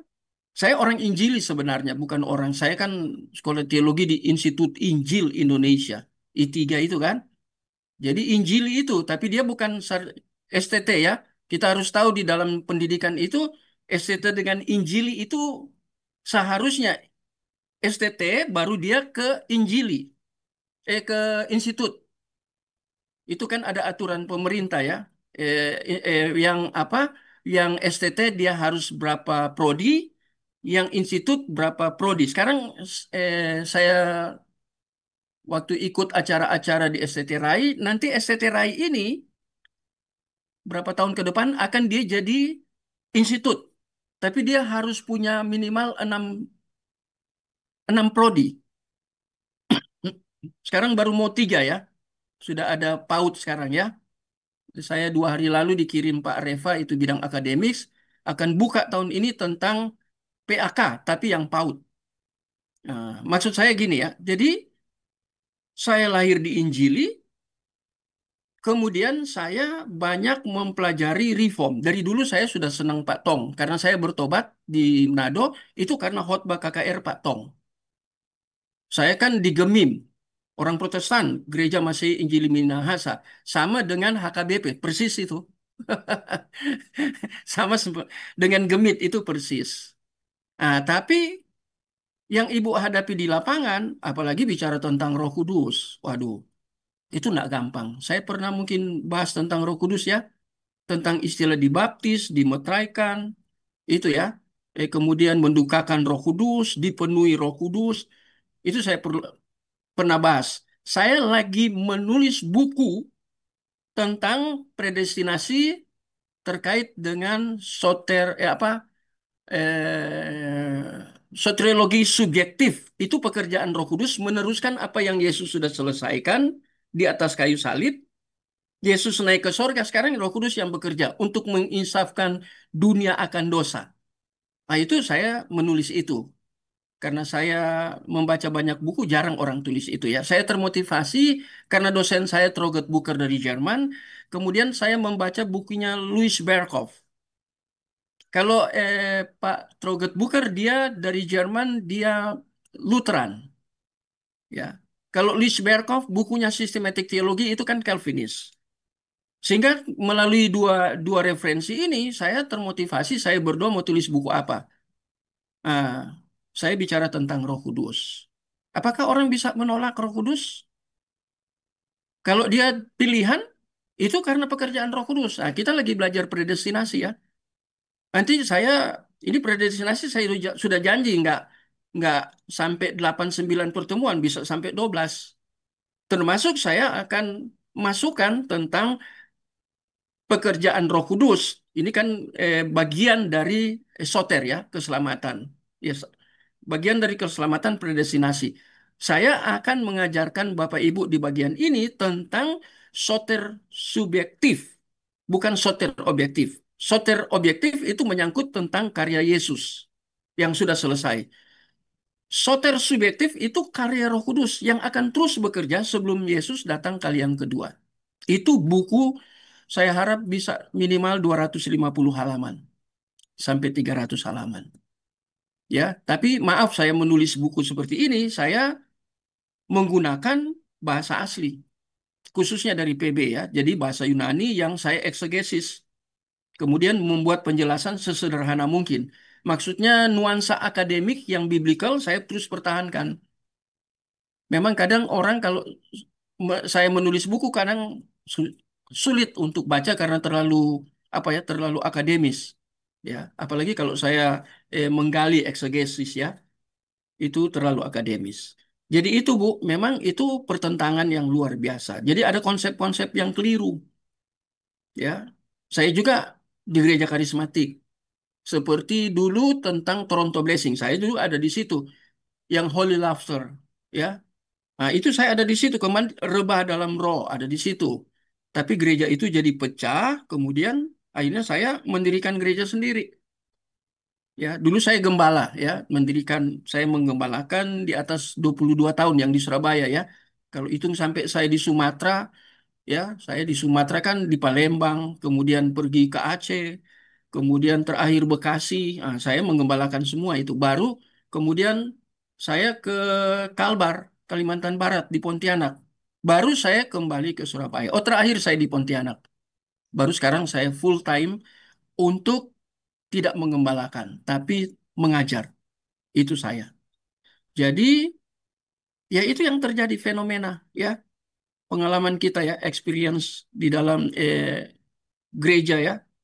Kita lihat itu ada pengalaman-pengalaman seperti saya alami juga, termasuk di BES ya.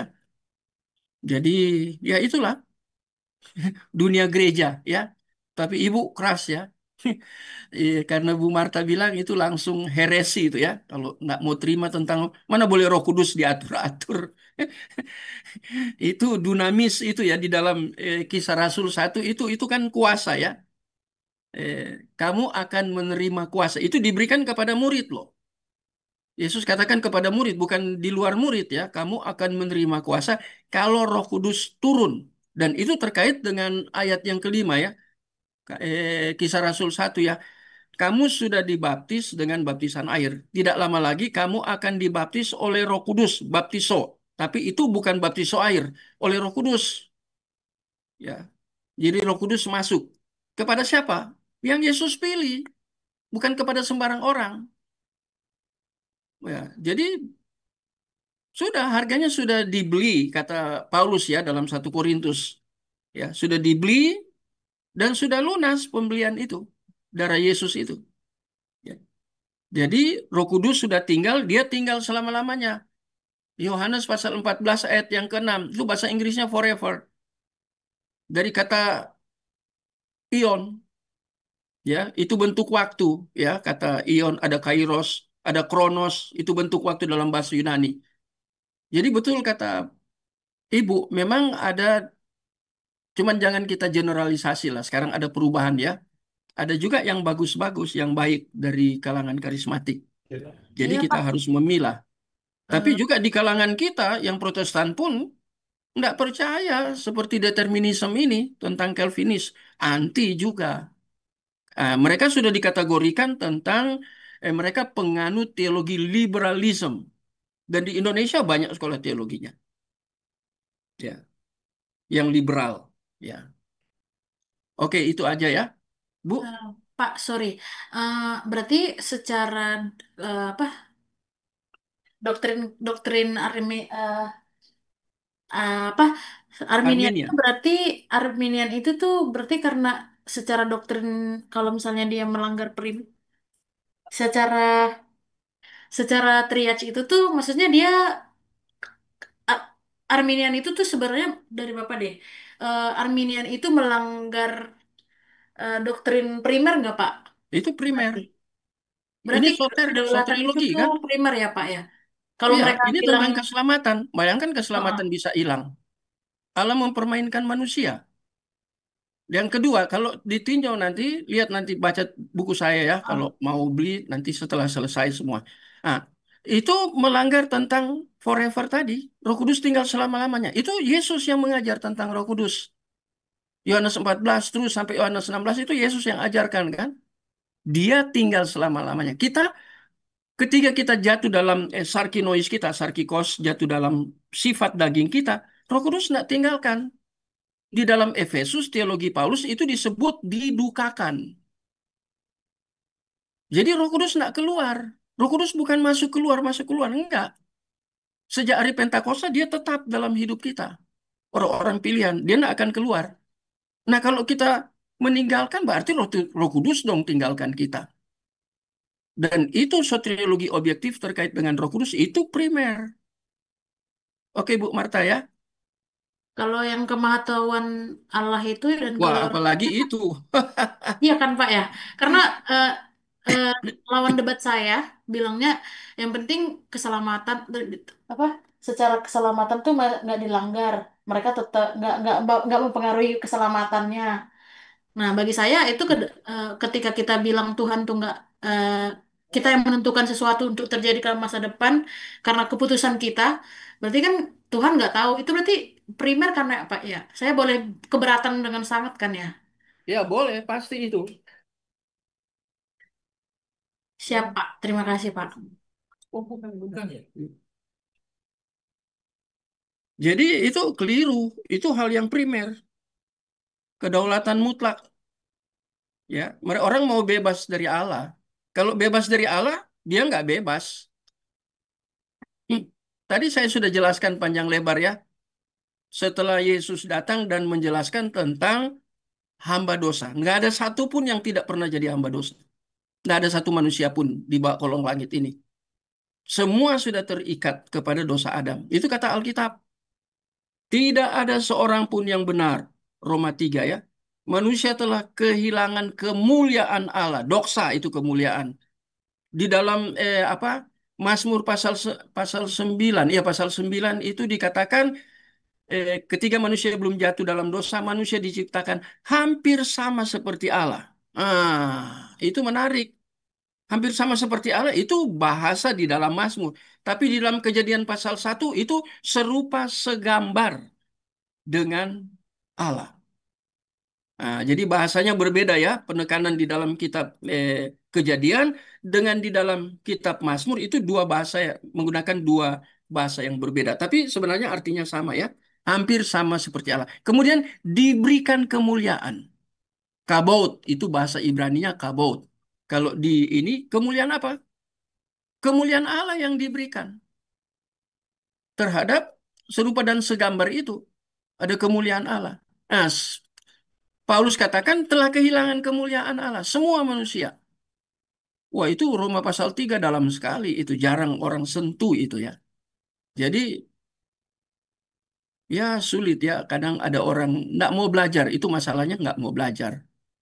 Ya, saya bandingkan dengan ikuti yang siapa Roy Suryo itu kan dia katakan ahli telematika, ahli forensik. Dia kalah sama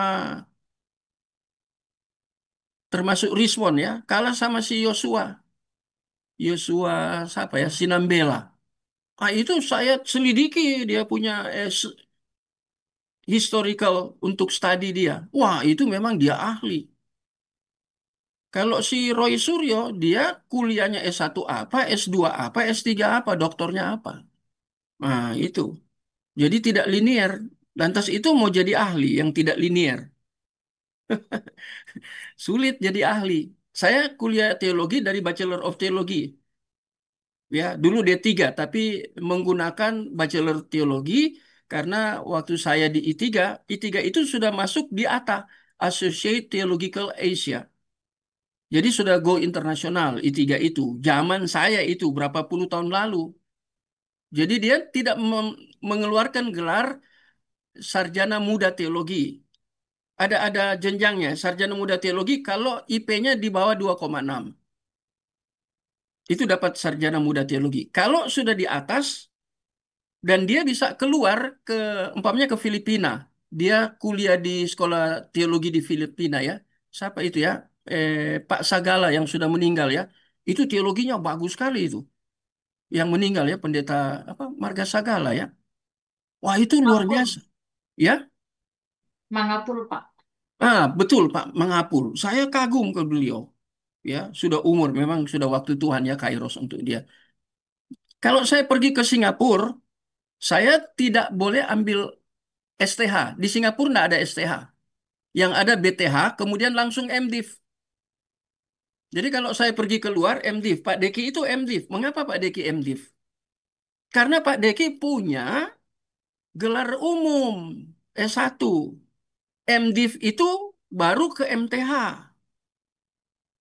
Kalau di Batu itu MDiv itu harus 2 tahun, ke MTH harus 3 tahun, 5 tahun kuliah. Karena sekolah itu sudah go internasional. Jadi pakai BTH, Bachelor of Theology, Bachelor of Theology. Tidak pakai SMTA. Saya di atas 3, IP saya di atas 3. Ya. Jadi pakai dibuat gelar bachelor. Nah ini intermiso ya, tapi panjang juga waktunya. Ini kita harus belajar. Saya tidak berhenti belajar baca buku ya, mumpung masih sehat. Memang sudah makin umur ya. Pak Imor aja udah umur berapa itu? Saya harap Pak Erwin, saya sudah lihat di sini ya, yang bisa jadi dosen. Pak Erwin, saya harap bisa jadi dosen. Ya ini Pak Anton juga. Waduh, Pak Anton banyak sekali buku loh. Saya belum terlalu ini ya, kalau Pak Imor memang konsentrasi di pengembalaannya. Ada beberapa orang yang harusnya menurut saya nilai, dari pertanyaan aja saya bisa nilai. Saya kan dosen senior. Seperti Pak Erwin, sebaiknya harus jadi dosen. Nanti berproses. Apakah di sekolah teologi itu asisten dosen dulu, baru dosen? Saya dulu asisten dosen dulu. Thank you, Pak. Terima kasih. Ya, maksudnya saya sering bicara kayak gini di mahasiswa. Waktu dulu belum ada apa Zoom seperti ini kan, langsung offline itu saya ngajar, saya langsung tunjuk kamu harus harus apa? Jadi dosen, studi lanjut. Ya, tentunya kita bergumul soal keuangan. Kalau memang porsi kita Tuhan tanamkan passion untuk jadi dosen, pasti jadi. Saya disponsori loh. Kuliah Bachelor of Theology dari Amerika. STH saya disponsori. Saya banyak disponsori selama saya kuliah, semua disponsori. Ya, ini pengalaman. Dan saya lihat ada orang-orang yang harusnya sudah bisa jadi dosen ke depan. Kuliah MTH 2 tahun kok di Indonesia. Ya enggak usah masuk ke I3 lah. I3 sampai 3 tahun. Susah ya. Lama. Tapi I3, saya di I3 disponsori terus. Ya berapa tahun saya. Bachelor of Theology baru ambil STH. Ambil Master of Art di dalam bidang PAK. 2 tahun. Saya ke MTH PAK. Itu 3 tahun. Ya. MTH PAK. Baru MTH PAK disesuaikan ke MTH Teologi. Jadi saya kuliah cukup lama ya. Ada Master of Art Counseling. Saya ambil di STT di Surabaya, Muria. Ada. Gelar saya, waduh, kalau ngomong gelar malu saya, nggak usah. Hanya untuk mencari pengetahuan, belajar, dampaknya dapat gelar. Dan saya disponsori. Terakhir terus terang ada Pak Anton di sini. Saya disponsori Bu Mary ketika saya ambil lagi kuliah DTH. Saya dulu sudah selesai DTH 2016. Ya, sudah ada satu DTH. Kemudian sekolah lagi ambil DTH. Nah, itu saya. Ya. Aduh, nah ini terbatas ya. Hmm, Oleh, oke. Kebebasan, determinasi, dan tindakan lain. Ini masalah final ya. Muncul saat membahas kebebasan. Ya, ini ya. Nah, ini terus-menerus ini interdeterminism. Ya, ini seorang pun ya berpendapat tidak seorang pun berpendapat seorang pun dikatakan bebas jika tidak dapat bertindak lain dari yang ditentukan. Ya, bagi interdeterminasi. Ya. Ini berarti suatu kebebasan yang berlawanan dengan kodrat. Nah, mereka menuduh ini ya, interdeterminasi. Ini selalu mainnya di situ. Nah, ini ahli interdeterminasi ya. Selalu ya, menuduh ini. Determinasi telah membuang kebebasan. Tadi ingat ya yang Pak Erwin beri masukan. Saya sependapat dengan Pak Erwin. Juga yang saya katakan yang sekolah teologi di Amerika, kemudian jadi dosen, salah satu dosen di STTB, itu orang Chinese ya. Oh dia luar biasa, hebat dia. Nanti coba saya cari channelnya, saya beritahu di grup. Yang belum masuk grup, masuk saja di grup kita ya. Nanti Pak Anton yang koordinir untuk masuk di grup kita. Pak Anton ini banyak kerjaannya. Kasihan juga Pak Anton. Ya, tapi itu Tuhan sudah kasih passion ke Pak Anton seperti itu ya. Ah, jadi itu nanti saya itu pilihan bebas. pilihan bebas. Jadi Allah yang memberi pilihan bebas ya. Ya. Kadang bergantian ya kehendak dan pilihan ya. Karena para determinasi menolak bahwa seseorang, nah itu orang lain ya. Walaupun hal ini terkesan kasar dan menjemukan, namun sebenarnya tidak. Nah ini panjang lebar ini ya. Kebebasan semurni-murninya. Nah, ini bahaya sekali ini ya. Manusia, kembali saya harus katakan kata-kata kunci ya. Belajarlah metafisis.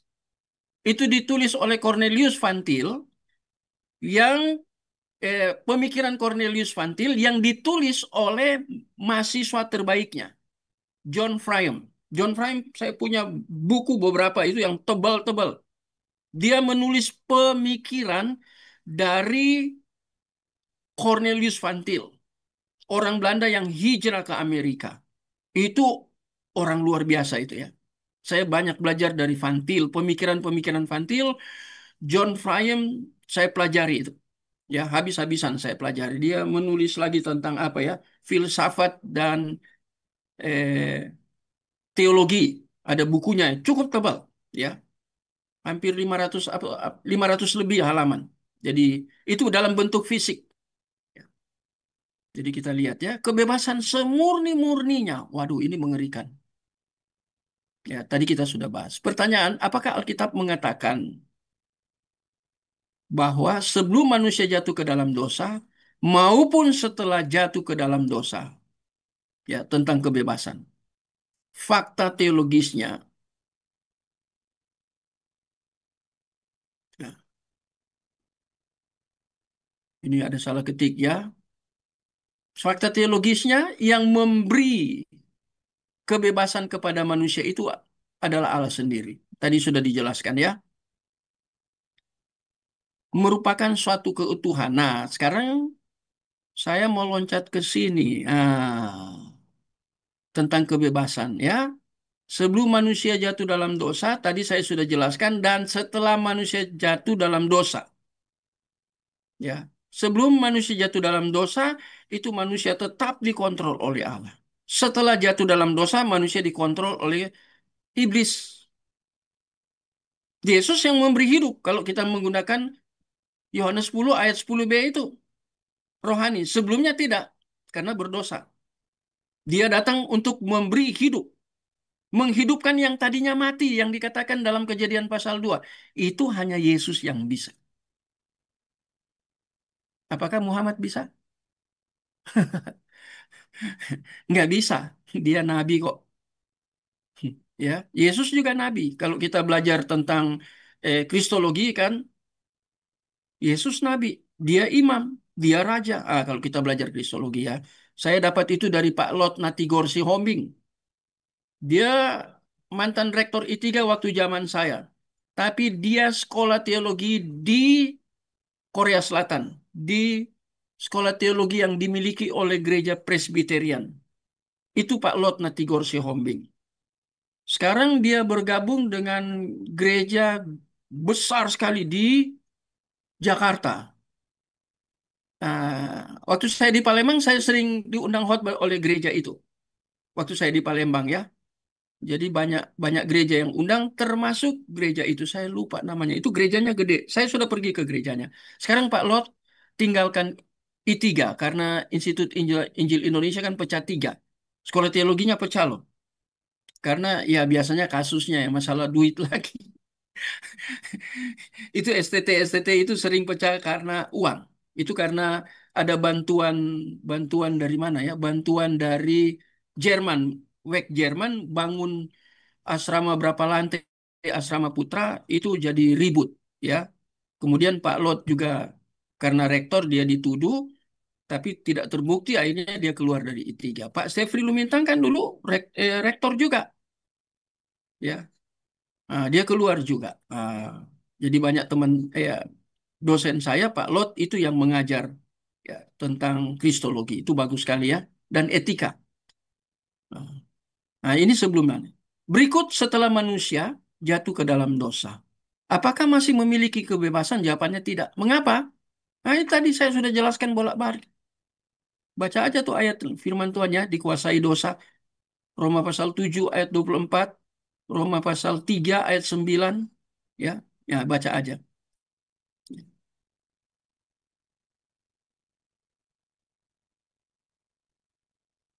Nah, kunci kesalahan itu dapat atau bisa. Ini ada 7 ini ya.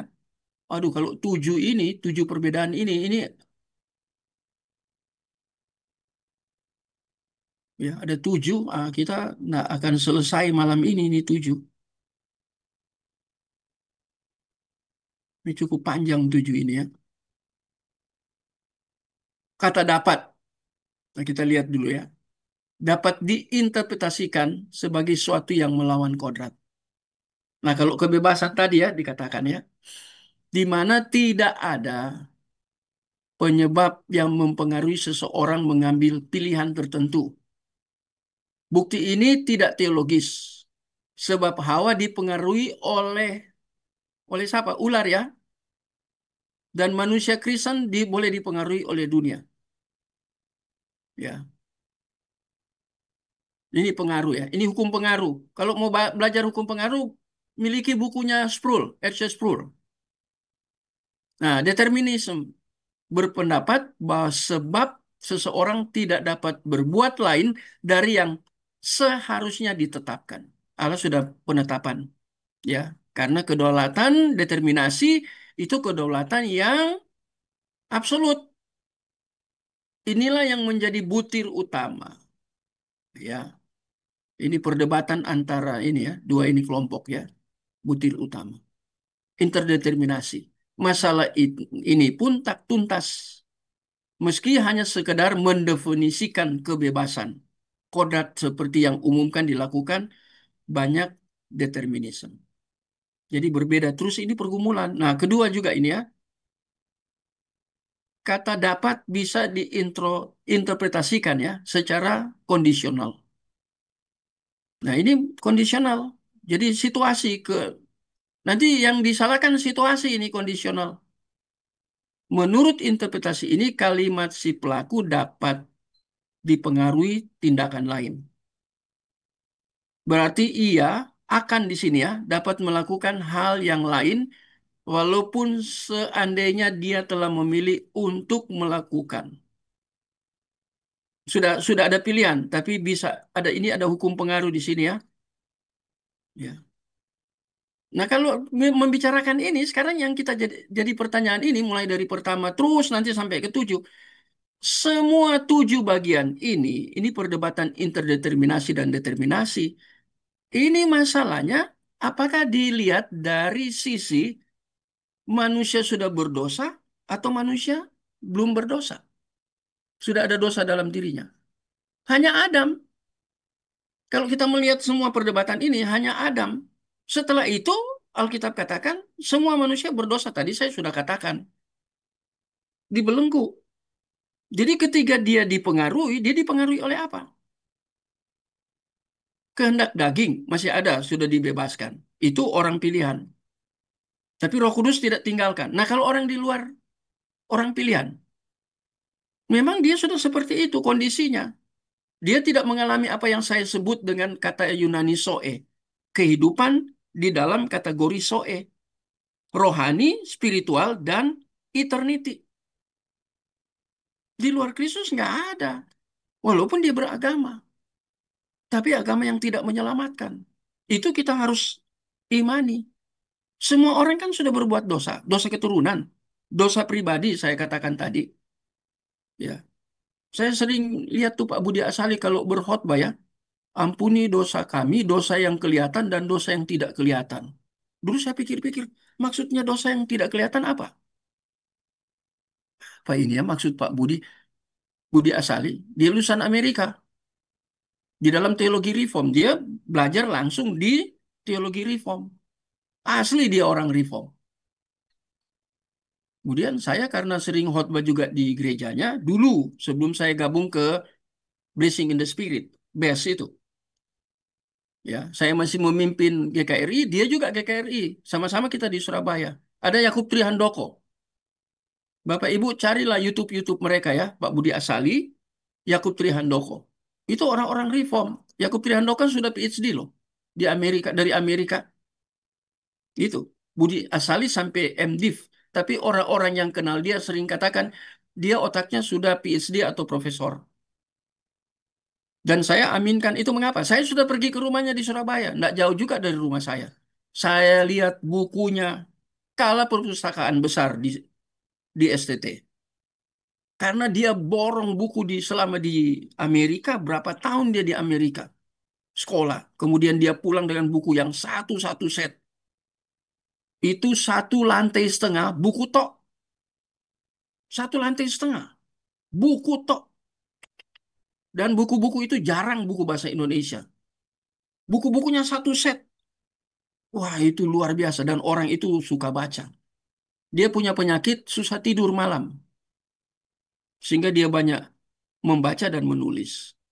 Ya. Nah, ini hanya contoh aja ya. Nah, tapi kita lihat di sini. Saya mau beri apa gambaran ini pertama sampai sampai ke 7 ini ya. Ini perdebatan ini kata kuncinya kita harus tahu bahwa ketiga orang yang menganut konsep interdeterminasi atau Armenian itu berbicara terus kehendak bebas. Jangan dulu. Kehendak bebas dari mana? Tadi Pak Erwin sudah koreksi, beri masukan. Dan itu juga saya sudah berkali-kali bicara. Pilihan bebas. Ya, kamu mau makan pohon ini, kamu mati. Ya, kalau kamu tidak makan, kamu tidak akan mati. Nah, sekarang kan pilihan. Nah, sekarang kan jadi pergumulan pilihan dan kehendak. Di dalam pilihan itu lahir kehendak. Kemudian ada keputusan. Ya, ada keputusan. Nah, ketika Hawa memutuskan untuk makan buah, kemudian menawarkan ke Adam, kemudian Adam ambil, hari itu mati. Itu konsekuensi dari pilihan bebas tadi. Allah penentu. Nah sekarang setelah manusia jatuh dalam dosa, ngapain bicara free will? Nggak ada, sudah dibelenggu. Justru free will itu ada dalam Yesus. Tapi pengertian free will dalam Yesus dilepas dari doulos hamartia, hamba dosa itu, hanya Yesus yang bisa lepaskan, bebaskan, merdekakan. Dalam terjemahan LAI, dimerdekakan dari belenggu. Hanya Yesus yang bisa kerjakan. Dan itu Yesus kerjakan kepada siapa? Pilihan. Ini kan kita lagi belajar predestinate, predestinasi kepada pilihan. Yesus kerjakan itu. Bukan kamu yang memilih aku, tapi aku yang memilih kamu. Kemarin saya di grup yang belum masuk grup, makanya saya katakan masuk grup. Kadang saya menulis ya, kemarin ada teman Pak Kumar itu ya di Jakarta. Ya, orang India yang bertobat dari Hindu, jadi adik tingkat kelas saya.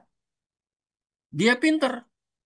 Kemudian kami diskusi tentang predestinasi ini. Kemudian dia kirim ayat-ayat firman Tuhan. Kemudian kami diskusi, saya memberitahu buku-buku ya. Dia kemudian sadur buku itu, dibaca, dia beli, kemudian kami diskusi. Saya kan masukkan di grup tuh.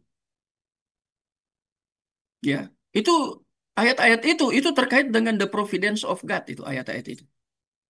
Yang Bapak Ibu yang sudah ada di grup bisa baca itu. Ya, tulisan saya itu yang ada di grup.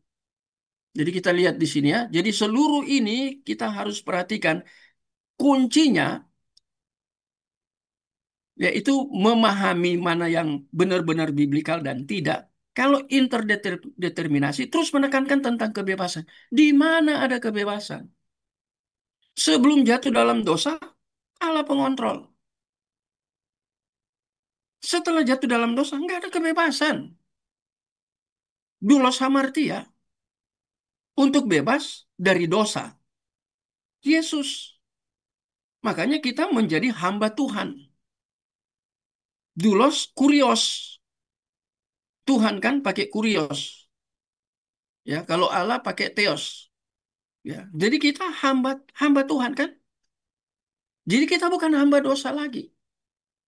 Tapi kita punya keinginan daging, sarkinois atau sarkikos.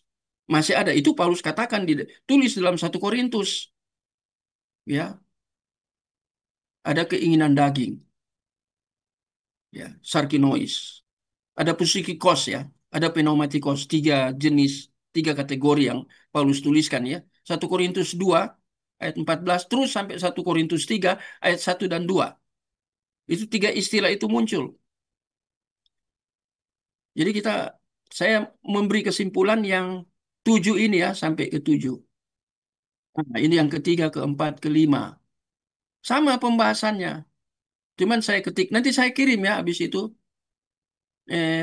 Materi ini saya kirim di grup. Makanya masuk di grup supaya dapat. Ya.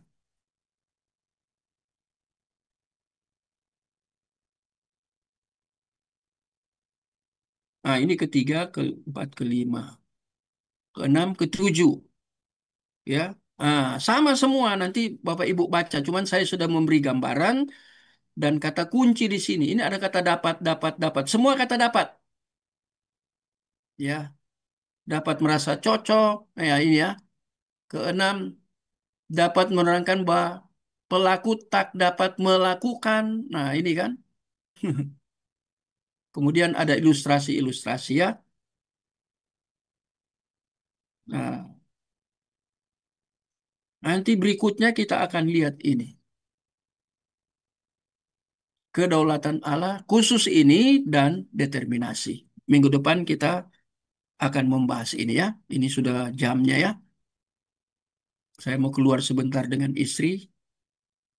Ya, kadang kita dampingi anak karena anak saya pegang uang perusahaan dan tiap malam harus ambil uang. Ya, anak saya itu 1 bulan bisa berapa M. Dia dipercaya di perusahaan yang dia kerja orang Korea. Ya, puji Tuhan lah. Anak cuma satu-satunya cewek lagi. Nanti minggu depan kita belajar ini. Ya, argumentasi teologis. Oh, ini bahasa Yunaninya nanti banyak Bapak Ibu lihat di sini ya. Ya, nanti ya. Saya beri gambaran aja ya. Ini bahasa Yunaninya ya. Nah, ini bahasa Yunani. Nah, saya ambil dari tadi itu the new linguistic and exegetical key to the Greek New Testament. Hanya mau bahas satu ayat, lihat itu, panjang lebar.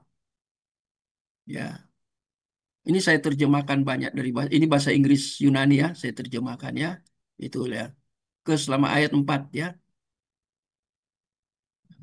Ini semua dalam bentuk eksegesis ya. Oke, sudah cukup ya Bapak Ibu.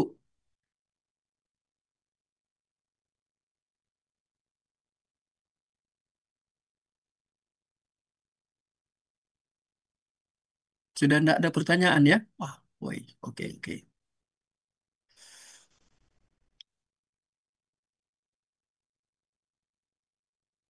Oke, oke. Ya, kita akan tutup dalam doa. Saya mohon dengan hormat Pak Joni Adolf. Tolong tutup dalam doa. Masih ada ya Pak Joni? Yap, masih ada Beri Bapak. silakan.